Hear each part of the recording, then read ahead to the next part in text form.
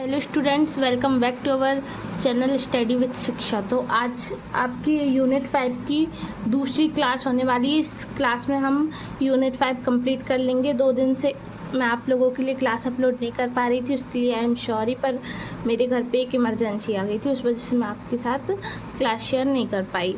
तो आज हम ये स्टार्ट करने जा रहे हैं parts of speech. Parts of speech क्या होता है? हमारे यूनिट 5 का नाम क्या है? Vocabulary and grammar. Vocabulary and grammar नाम है। इससे 3 MCQ आएंगे, 3 क्वेश्चन आएंगे, 1 मार्क्स का, और 1 क्वेश्चन आएगा 2 मार्क्स का। तो हमने ये स्टार्ट कर दी थी। पूरी टोटल 5 मार्क्स की ये यूनिट है। तो आज हम इसमें से पार्ट्स ऑफ स्पीच कवर करने जा रहे हैं। ये डेफिनेशन है पार्ट्स ऑफ स्पीच क्या क्या होते हैं। Word are divided into different kind. वह वर्ड जो अलग अलग काइंड और क्लासेस में डिवाइडेड हो, कॉल्ड पार्ट्स ऑफ स्पीच। यही पार्ट्स ऑफ स्पीच कहलाते हैं। It is according to their use, it is according to their use, that is according to the work they do in a sentence. The part of speech are 8 in numbers. parts of speech 8 number, मतलब 8 होते हैं। ये सारे 8 आपके parts of speech होते हैं। words are divided into different kind और classes।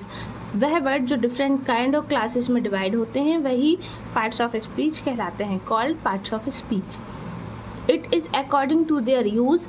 वह शब्द जो अकॉर्डिंग उनके यूज़ के अकॉर्डिंग यूज़ किए जाते हैं, और that according to the work, और जहाँ जैसा वर्क होता है उसके अकॉर्डिंग यूज़ किए जाते हैं। They do in a sentence, जो कि सेंटेंस में, वही पार्ट्स ऑफ स्पीच कहलाते हैं। और पार्ट्स ऑफ स्पीच 8 टाइप के होते हैं।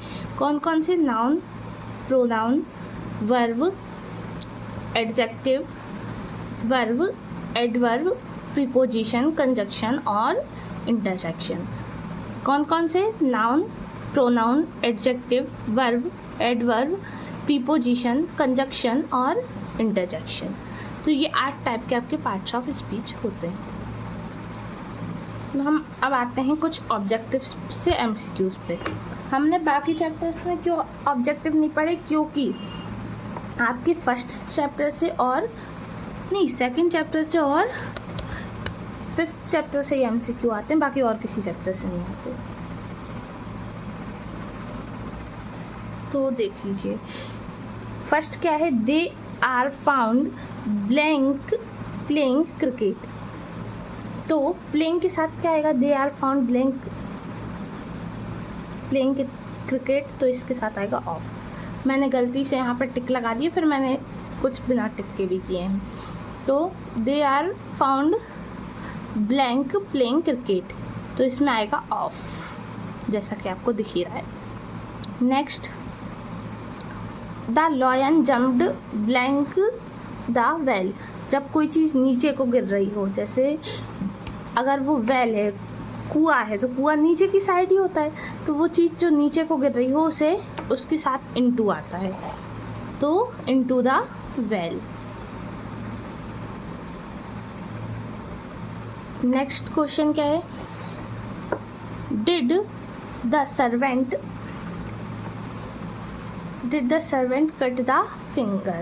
Cut his finger. तो सर्वेंट की जो है उसकी उंगली कट गई है, तो उंगली कैसे कटेगी? विथ द नाइफ, तो इसमें आएगा विथ। इसके साथ विथ यूज होगा। Next question, Mohan was being studying 2 hour. अब जब टाइम दिया हो 2 आवर, 2 साल, कुछ भी दिए हों, तो उसके साथ कौन कौन से लगता है? या तो सिंस लगता है या फॉर लगता है। तो ये दोनों ऑप्शन तो वैसे ही एलिमिनेट हो गए। अब सिंस और फॉर में से यहाँ पे क्या आएगा? तो अगर शॉर्ट पीरियड ऑफ टाइम की बात हो तो फॉर आता है, और लॉन्ग पीरियड ऑफ टाइम की बात हो तो सिंस आता है। यहाँ 2 ईयर लिखा होता ना तो सिंस आता, लेकिन यहाँ पे क्या लिखा है? 2 आवर, तो यहाँ पे फॉर आएगा। तो हम यहाँ पे फॉर लिख देंगे। Next, where will be you going, आप कहाँ जा रहे थे। विल बी, गोइंग, तो यहाँ पे आएगा टुमारो। टिक कर देते हैं, यहाँ पे लिखा नहीं पाएगा। Next, blank to the left you will find the school. Turning to the left आएगा यहाँ पर। टर्निंग टू द लेफ्ट मतलब मैं लेफ्ट की ओर मुड़ा और मुझे स्कूल मिल गया, वहाँ पर स्कूल था। नेक्स्ट क्वेश्चन, 7th क्वेश्चन क्या है। Blank was a lion in the forest in last month. इसमें क्या आएगा, ब्लैंक वॉज अ लॉयन, तो देयर वॉज अ लॉयन। क्या है, there was a lion in the forest in the last month, तो यहाँ पे देयर आएगा।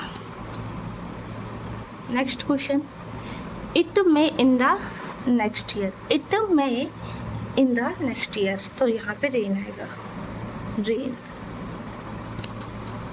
Neither you blank your friend is a good person, तो नाइदर यू और blank your friend, तो आपको एक कॉन्सेप्ट समझ के रखना है कि नाइदर के साथ हमेशा नॉर का यूज़ होता है, नाइदर के साथ हमेशा नॉर का यूज़ होता है, और आइदर के साथ और का होता है। अगर कहीं भी आपको आइदर दिख जाए, आइदर यू और, तो आइदर के साथ हमेशा और का यूज़ होता है और नाइदर के साथ हमेशा नॉर का यूज़ होता है। Next question, horse, man, book, table और pencil ETC are known as, ये क्या है।